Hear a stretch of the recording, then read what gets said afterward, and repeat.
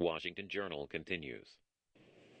We want to welcome Scott Ritter, joining us from Albany, New York. The former UN weapons inspector served in that capacity in Iraq between 1991 and 1998, also frequently on the C-SPAN networks, including Book TV. Mr. Ritter, thanks very much for being with us.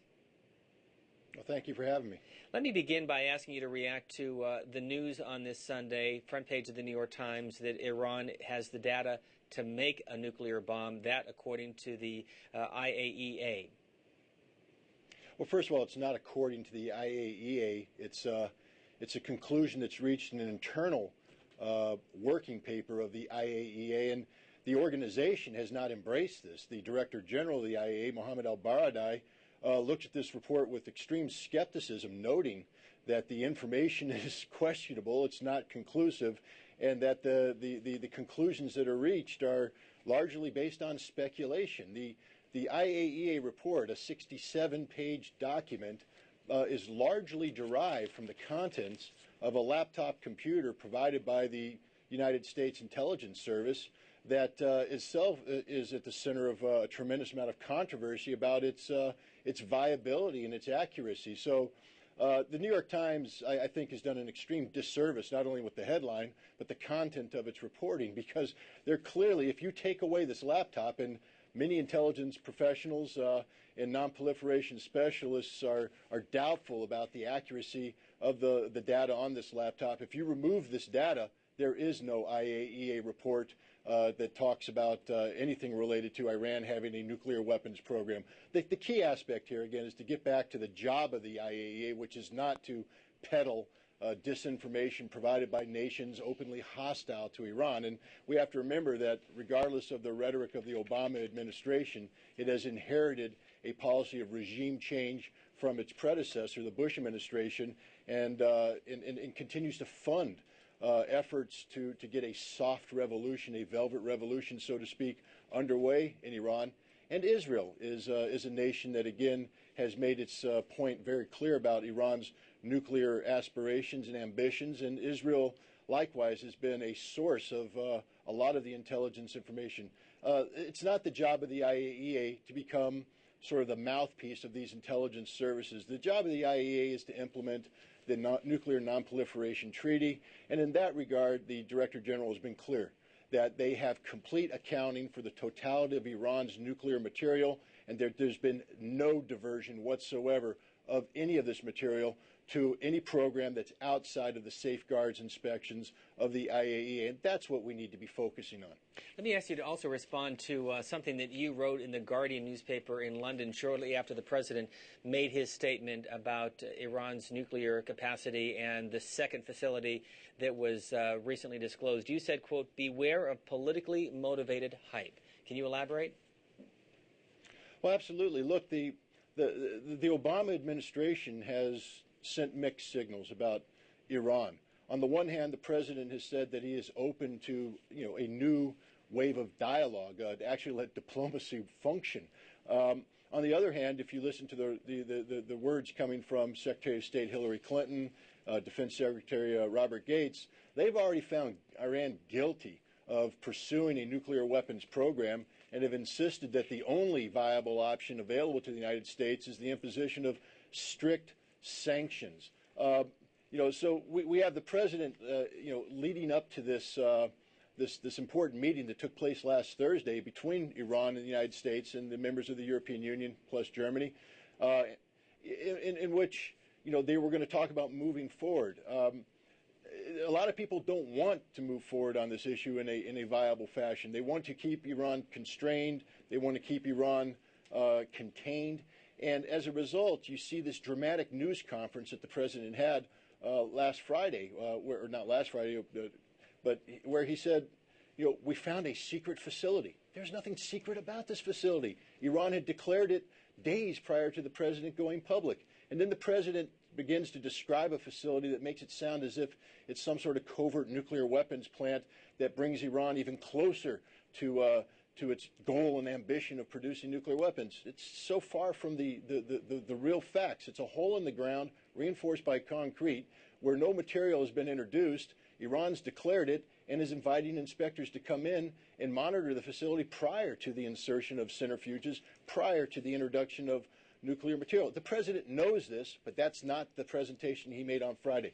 Politically motivated hype that deviates so far from reality as to verge on the border of disinformation. Well, Scott Ritter, this is the latest from the Associated Press, which has indicated that a date has been set by the Iran's nuclear watchdog, as they call it, for a tour of the facility on October the 25th.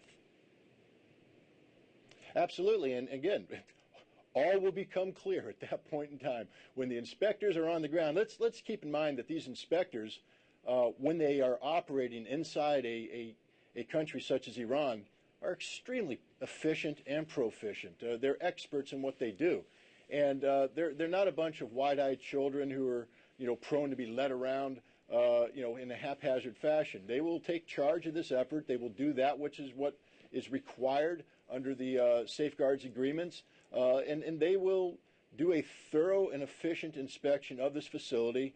And if there are any questions that arise from this visit, they will ask the questions in a professional manner, and Iran will be compelled to respond.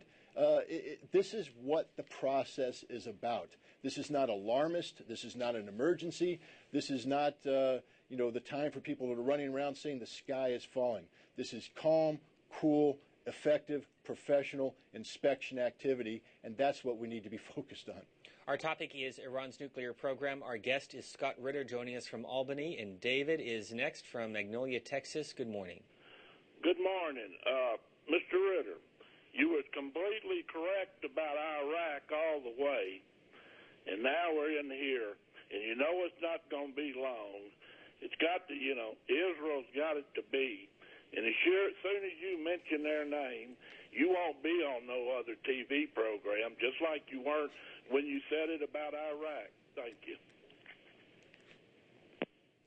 Well, look, we live in a nation governed by freedom of speech, and people can agree and disagree. And the bottom line is Israel is a player in the Middle East. It's a reality that has to be dealt with. The Obama administration, is sort of at loggerheads here. On the one hand, he goes to the Security Council and speaks of a new era of nonproliferation, wanting to revise the nuclear nonproliferation treaty and get all nations in the world to join, including those who have not joined to date: India, Pakistan, and Israel. And yet, at the same time, the president has turned around and said he will not pressure Israel to go public about its nuclear weapons program. At the same time that he's hounding Iran about frankly speaking, what is Iran's absolute compliance with the provisions of the Nuclear Nonproliferation Treaty. So Israel's a controversial subject, and it doesn't do anybody any favors to put that subject in the shadows. We should put it right out on the table and be upfront and honest that our close friend and ally Israel has created quite a headache for the United States of America on several issues, including especially the issue of nuclear nonproliferation. Leslie Miller sends this Twitter comment: the inspectors were ignored before shock and awe and will probably be ignored again. Mike is joining us from Phoenix. Good morning. Hi, I actually have a couple of a point and a question. Obama declined on putting up a missile shield in Poland as far as a token of I don't know how you say it, appreciation towards the Russians and the Chinese to get them onto our side. If we end up going into a war with Iran while we're still at war in Afghanistan, what are the Chinese and Russians? Are they going to be on our side? What type of role are they going to be playing? Well, first of all, let's focus on the issue of missile defense. Americans tend to forget their history. This isn't the first time we've had a debate about missile defense. It goes back to the 60s, where we spoke of Safeguard and Sentinel, the old ballistic missile defense systems that led to the creation of the Anti-Ballistic Missile Treaty in recognition that ballistic missile defense systems don't work and are, destabilizing. Ronald Reagan brought it back with his Strategic Defense Initiative. Pie in the sky, the stuff never worked and never will work. And then George W. Bush breathed new life into it by talking about various missile defense shields, including withdrawal from the ABM treaty. The bottom line is the missile defense system that was proposed in Europe was an absolute travesty. It's based on unproven technology. It was so small as to be pathetically inefficient. It was never designed to take on Iran. The Iranian missiles fell thousands of kilometers short if they fired against Europe. And Barack Obama did the absolute right thing to get rid of this modern version of the Maginot Line, this illusory defense capability that really didn't exist and doesn't add anything to genuine security, only increases the defense budget and destabilizes the world, encouraging an arms race. Russia was right in saying there will be no quid pro quo for this. This was an American mistake all along, and we're not going to reward the Americans for correcting a mistake. But what it did is showed goodwill on the part of the United States to Russia and to Russian concerns. Look, Russia and China are never going to be on our side if we go to war with Iran. Why? Because it would be a wrong war. It would be a bad war. It would be a war fought for the absolute wrong reasons. It would be destabilizing war.